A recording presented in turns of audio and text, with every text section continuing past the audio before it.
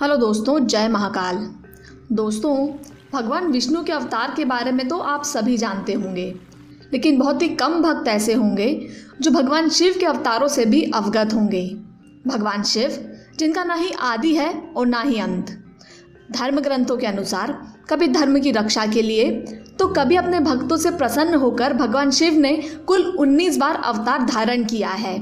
तो आइए जानते हैं भगवान शिव के सभी अवतारों के बारे में विस्तार से।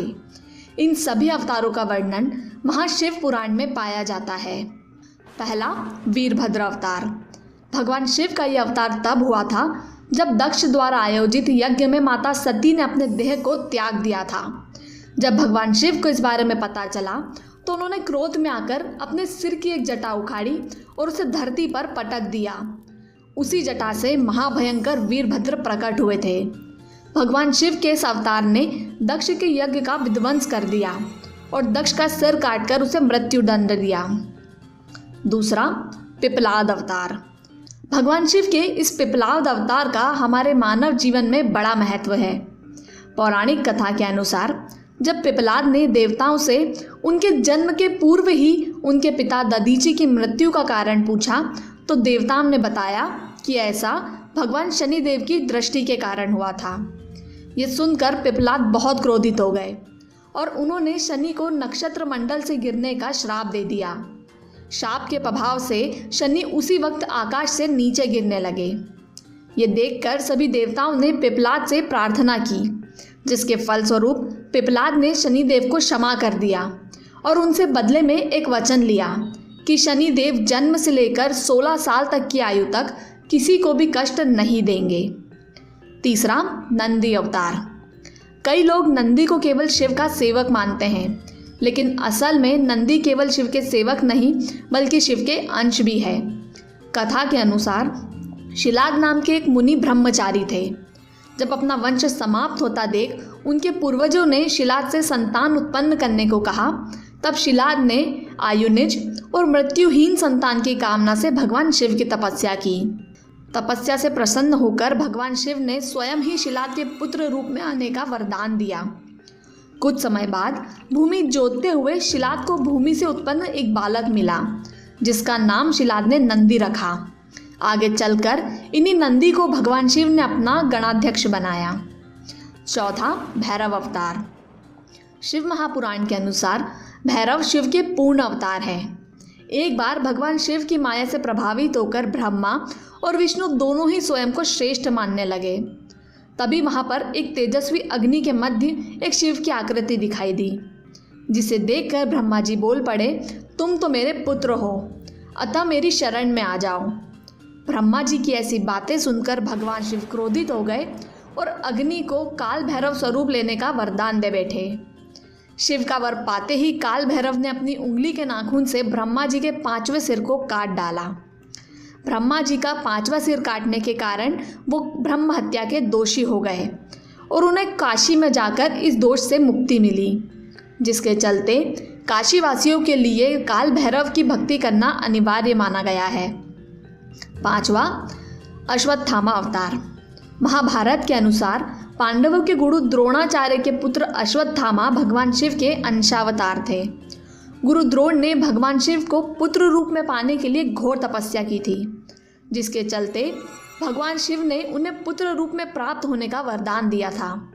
समय आने पर भगवान शिव गुरु द्रोण के बलशाली पुत्र अश्वत्थामा के रूप में जन्मे। महाभारत के अनुसार अश्वत्थामा आज भी जीवित है और धरती पर कहीं मौजूद है। छठा, शरभ अवतार। इस अवतार में भगवान शिव का स्वरूप आधा मृग का और आधा शरभ नामक पक्षी का है। इस शरभ अवतार में भगवान शिव ने नरसिंह देव की क्रोधाग्नि को शांत किया था। हिरण्यकश्यपु का वध करने के पश्चात भी जब भगवान नरसिंह का क्रोध शांत नहीं हुआ, तब देवताओं ने भगवान शिव से सहायता मांगी।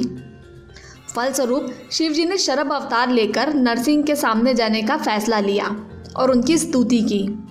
जब ऐसा करने पर भी नरसिंह देव का क्रोध शांत नहीं हुआ, तब शरभ देव ने उन्हें अपनी पूंछ में लपेट लिया और आकाश में उड़ पड़े। ये देखकर नरसिंह देव का क्रोध शांत हुआ और उन्होंने शरभ देव की याचना की। सातवां, ग्रहपति अवतार। पौराणिक कथा के अनुसार नर्मदा नदी के तट पर धर्मपुर नाम का एक नगर था, जहाँ विश्वानर नामक एक ऋषि और उनकी पत्नी निवास करते थे। पत्नी ने कई सालों तक निसंतान रहने पर अपने पति से शिव समान तेजस्वी पुत्र पाने की इच्छा प्रकट की। पत्नी की इच्छा को पूरा करने के लिए मुनि काशी आ गए और शिव की घोर तपस्या करने लगे। तपस्या के दौरान एक दिन मुनि को लिंग के बीच में शिव का बाल स्वरूप दिखाई दिया। मुनि ने उस बाल स्वरूप की भी काफ़ी सेवा की। सेवा से प्रसन्न होकर शिव ने मुनि को साक्षात दर्शन दिए और उनकी पत्नी के गर्भ से जन्म लेने का वरदान दिया। 8वां, ऋषि दुर्वासा। धर्म ग्रंथों के अनुसार सती अनसुया और उनके पति महर्षि अत्रि ने कई वर्षों तक तपस्या की थी, जिनकी तपस्या से प्रसन्न होकर त्रिदेव ब्रह्मा, विष्णु और महेश तीनों उनके आश्रम आए और उन्हें बोले कि हमारे अंश तुम्हारे 3 पुत्र के रूप में जन्म लेंगे, जो तीनों लोकों में विख्यात होंगे।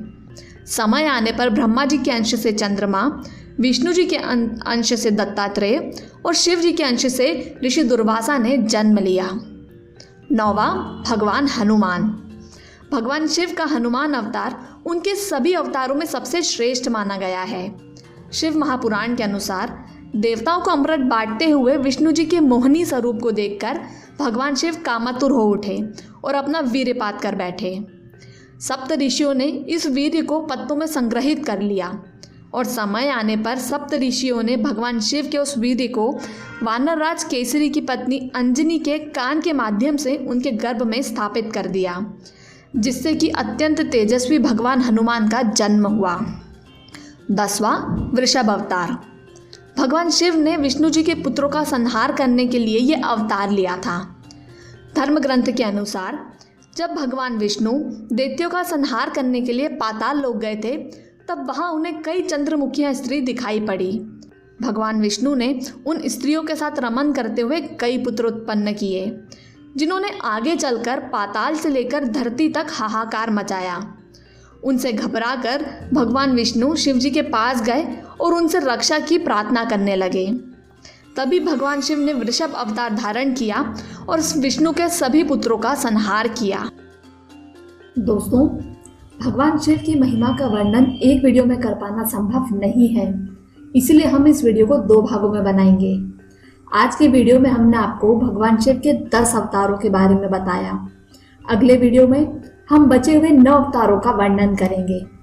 अगर वीडियो अच्छा लगा हो तो लाइक कीजिएगा, कमेंट कीजिएगा और अपने दोस्तों के साथ शेयर कीजिए। साथ ही ऐसी ही रोचक जानकारियाँ पाते रहने के लिए हमारे साथ जुड़े रहें।